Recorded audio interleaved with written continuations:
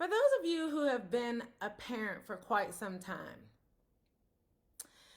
do you wish that there were some parents, somebody, to tell you what you could have avoided? Because for some of us, if you've been a parent for 5, 10, 20 years, and you look back on some of your parenting mistakes and you're thinking, if someone had told me to avoid this or that in my parenting, I feel like I could have been a better parent, or my kid could have turned out, I could have steered them differently. Today, I'm going to tell you 4 tragic mistakes that parents make in raising their special needs kids, or at least leading them into adulthood. And number 4 is the worst mistake ever. Now, most of you who have known me for a while, or at least have been watching some of my videos since, you know, at least recently, you know that I have a 25-year-old son. He has autism. And so I learned a thing or two in the last 25 years. So the first tragic mistake, I feel like there's a lot of mistakes that parents make.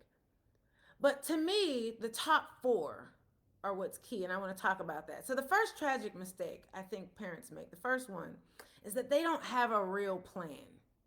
Okay? So when my kid was little, when my son was little, he was in school, he was in a special needs school, he was taking special needs classes, he had special needs teachers.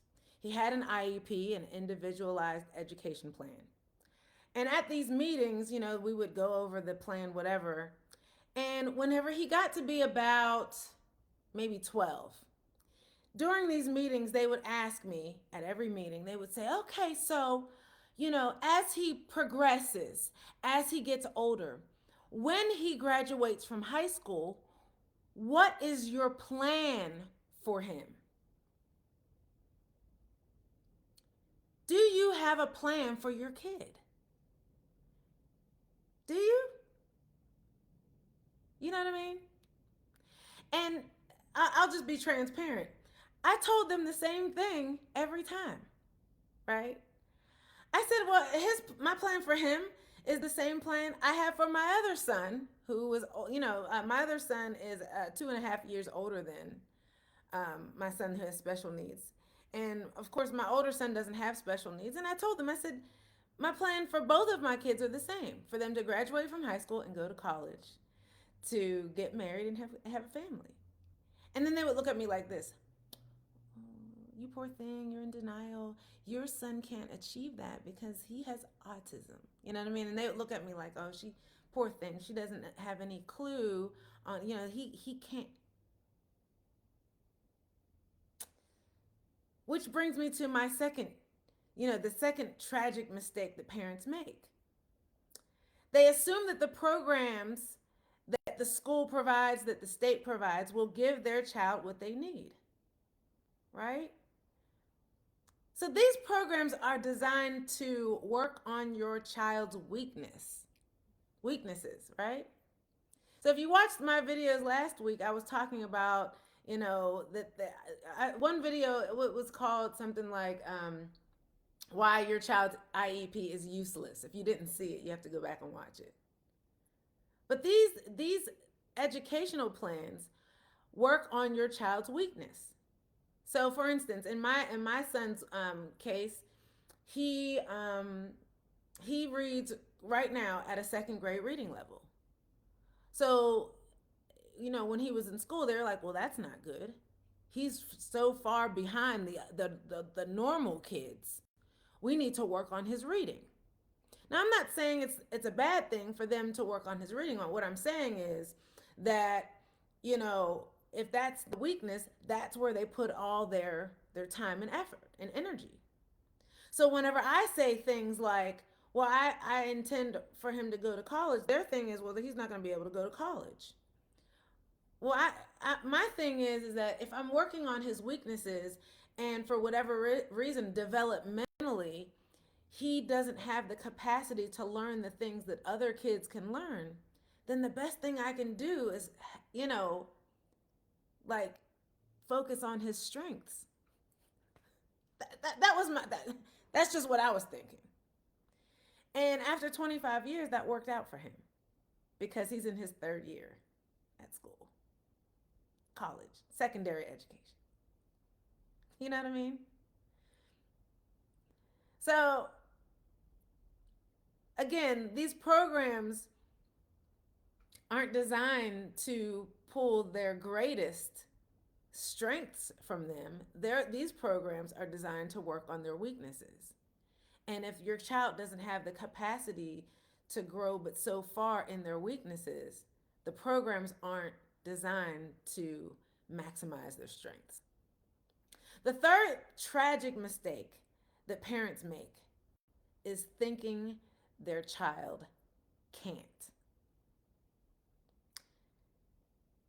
Again, the school tried to convince me that he could never go to college. So my thing is that it's one thing to think that he could never go to college, but it's another thing to think that he could be forced to do something that he really can't. If he has autism, I can't ever expect for him to necessarily be mainstreamed in his learning and understanding with children who don't have autism. His brain just works differently, right? But that doesn't mean he can't achieve great things, right? But the schools will try to convince you that he can't. And I'm like, that doesn't sit right in my spirit. I think my son can achieve great things, right? It's just a different way and a different perspective in my parenting.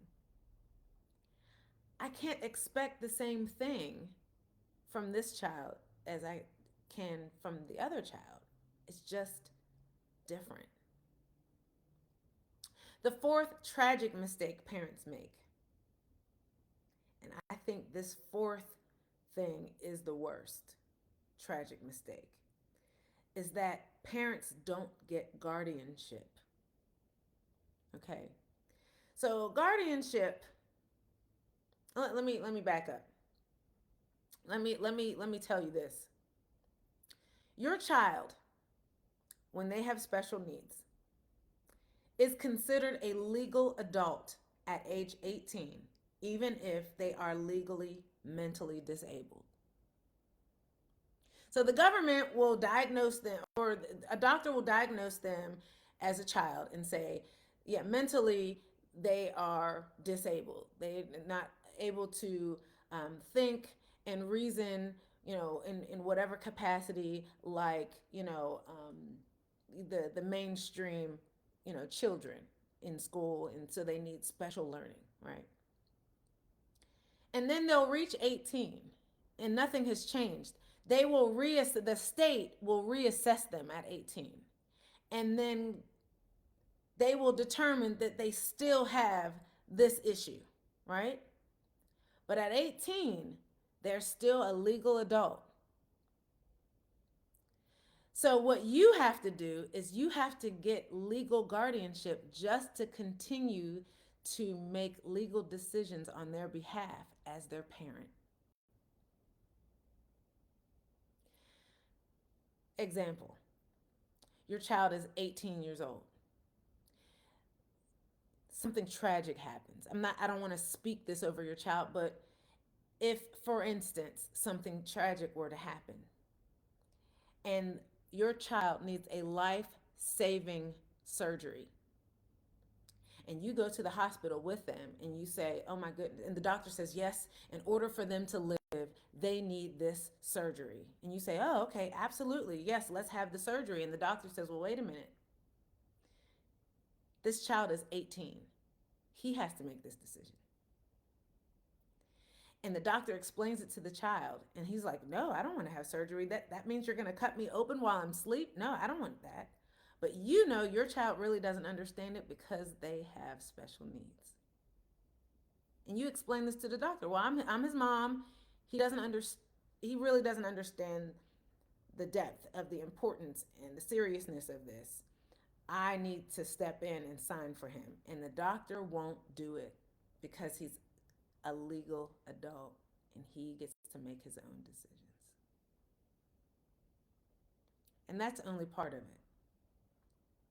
you need to be able to make that decision on behalf of your child. And that's a big mistake. And it's not just that. There's a whole lot. I'm going to talk about each of these this week. Okay? I'm going to go into detail about each of these and what you need to do about it. Okay? And especially guardianship. I'll talk about this, each of these in detail. Okay? So, do me a favor, share this video. Even if you don't have a special needs child, if you know someone who does, share it with them. Like this video for me, and if you're on YouTube, subscribe. Thanks for watching, and I'll talk to you soon.